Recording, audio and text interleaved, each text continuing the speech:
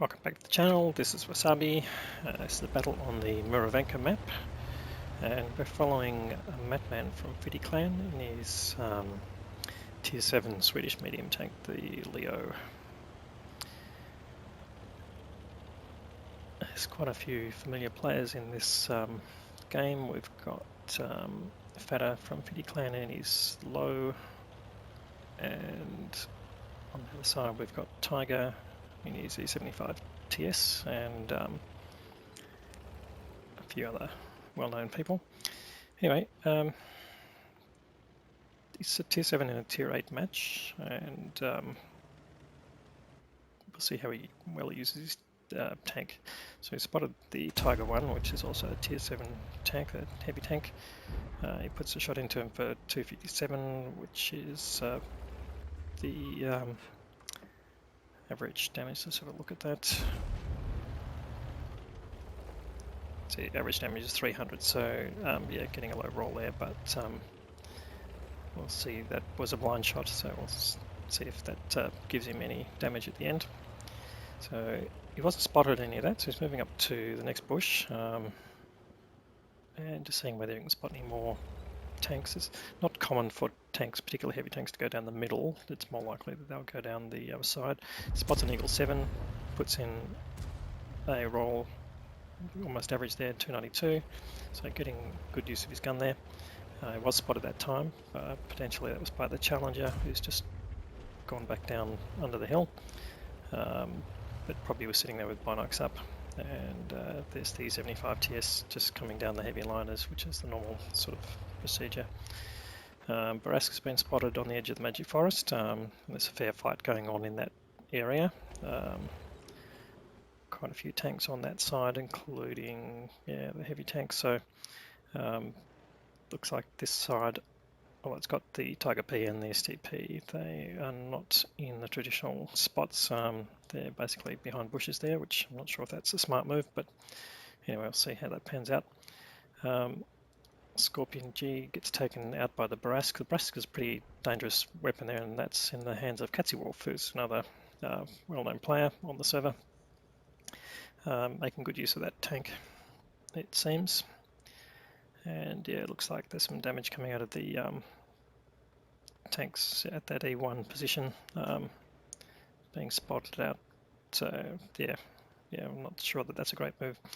Anyway, matman has to make a decision here. He's got 2 shots in of his own, and he's got some assisted damage there. He's now on just under 1.5k combined damage, which is not bad for this part of the game, but he's got to make a determination now is where he moves to keep his gun active in the game. So at this point, yeah, he's decided to head off to the Magic Forest. The Borsig takes out 45 TP from across the map there, which was good shooting, and we'll see what happens at the end with the Borsig. It's Crazy Hound from Saber Clan. And shout out to Saber, who are doing pretty good on the global map, trying hard, so good to see them participating there to the level they are. Anyway, it's just been spotted coming across here. That could have been one of the tanks in the forest there, so he's just stopped here just to try and go dark. And it clearly wasn't the Tiger 1, or if the Tiger 1 spotted him, he wasn't paying attention to his mini-map because he's still offering his side to matman, and yep, hasn't changed yet. Puts in another shot there, so he's taken out quite a fair bit of health there, but his Tiger 1's down now to about on 1 shot, and he spots the Brask. No, not a shot there. Puts a shot in, does no damage, but does track him, but he uses a repair kit and he's back moving, but he's still offering his side to Matt. So this could be the killing shot. Yes, it is. So there goes the Tiger 1. So that's no, it's not even a kill to matman. Was taken out by Fada and his lure, so must have got a pretty low set of hit points there.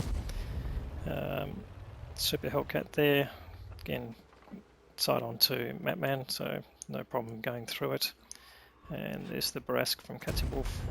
There you go, manages to take him out. So that's the end of the Barask. The Barask is probably where it's got a 2-shot autoloader. and can put out close to 600-700 hit points of damage in a pretty short space of time, and then has to reload obviously, but the reload's not that fast, slow I should say, so it's a pretty dangerous tank in the right hands. Now this is Super Hellcat. He's on a mission to MT-15 to do 2,500 damage to tank destroyers and to damage 7 of them, or to create 7 damaging shots I should say. So that would have been tempting to go up to the Super Hellcat and get some damage out of that, but probably too risky given the T-29 and the Challenger. Oh, just on the other side there, the Charioteer I should say. The Charioteer is probably a target for him as well if you could get him. So he's gone dark now and just looking for targets. And there's the Charioteer running away, but he's just dipped down onto the terrain there, so not offering a shot. But there's the T-29. The T-29's engaged with the T-29 from Matt's team. So yes, he's showing the side of his turret, easy enough to go into, and the T-29's getting hammered a bit here, but he's turning around to face what he thinks is the biggest threat and giving his side to Matty. So again, big hit, and that's a nice big roll there, 350 for that gun. One more shot will do him. There he goes, but Matty takes a hit from the Super Hellcat, so it's just sort of ruining potentially that he didn't take that Super Hellcat out. Anyway, the Super Hellcat's taken a hit as well. It's down on very small. He fires a shot off, doesn't connect, but he's pushing up now. So it's a pretty close game. They're 1 tank down, and they're 900 hit points of total team pool down as well. So they are a bit behind here. They've got the chance to make it up a bit. There's the Charioteer and the Super Hellcat last seen in this spot, but Matty knows the strength of this position here. Doesn't want to advance too far because he'll be out in the open. And in fact, there's the Panther's been spotted out and taken out by the Borsig on the enemy team. So that tank clearly sitting in a bush somewhere, not being spotted, but most likely the Super Hellcat or the Charioteer even spotting the Panther and letting him be vaporized. So Matman is sticking in the spot. It's too risky to push up, but you could probably go down the river line just there, which goes into a dip, and try and remain unspotted. But he doesn't really have any support here now. He's on this flank all by himself. So again, decision point here. The team is still 1 tank down, and will they should he go back to where the other tanks are basically to try and support them? So he's on 3.9k of assisted damage, finds the Super Hellcat, takes that out, so that's 1 dangerous tank out there, but he was lit, so does the smart thing and was reversing already at the time he fired, or just after he fired, so he's back under cover.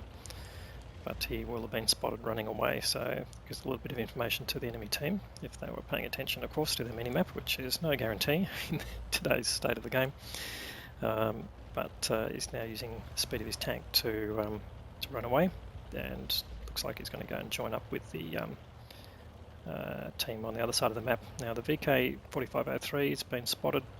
It's pushing on the 45 TP. They have lost tanks on that side, although that tank goes down to the SU-122-44, so they've now got 1 tank up, but they're still down on hit points. That means the tanks on their side are a bit damaged and compared to the total.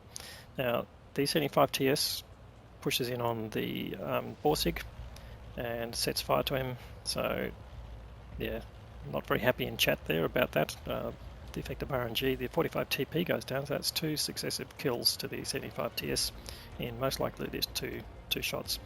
He's on 686 hit points and looks like the SU-122-44 is going after him. Is he going to be able to do that and survive? That's a good question. It's always difficult going after a tank in a tank destroyer, and didn't get a big roll there, so not sure that's going to help. Now he's taking damage. Matman gets a shot in on the 75 TS through the side, no dramas, but the SU-122-44 goes down. Will he get the kill on the E75? Yes, he does, so that's the end of Tiger in the game, but Now he's facing 2 tank destroyers, and this is going to be a bit of a vision game here. Now the saltiness in the chat continues. Everyone is thinking the game's been thrown by some inexperienced players, which is probably what's happened.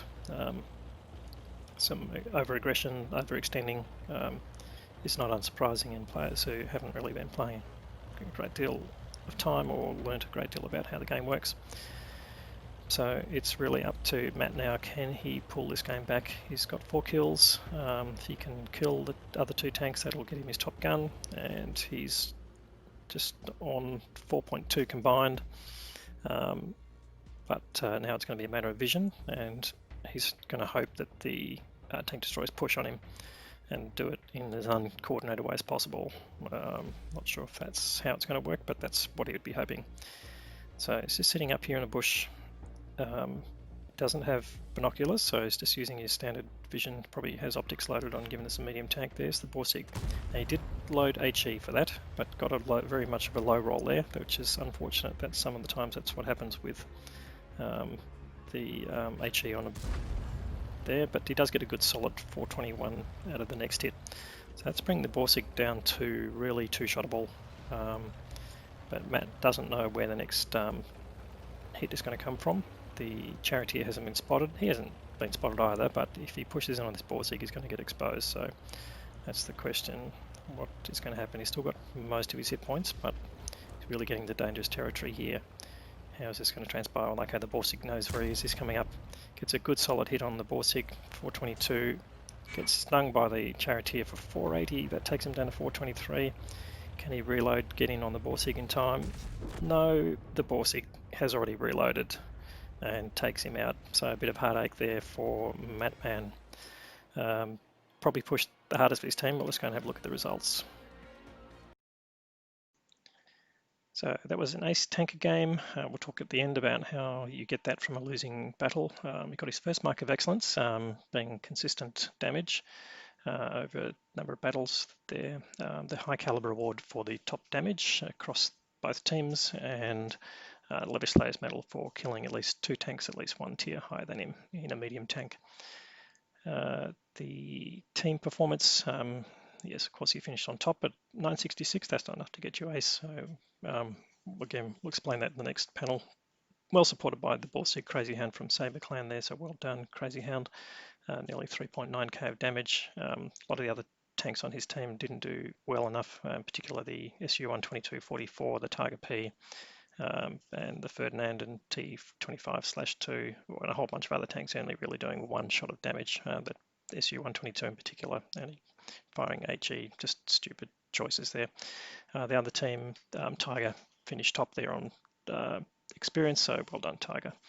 So 20 shots fired, 18 hits, a good accuracy there, 16 penetrated, gave him his damage total. He made a reasonable amount of profit, firing the minimal amount of premium ammunition, and the extra 528 of experience he earned there. That's what put him into ace tanker territory, coming from being the best player in the losing side.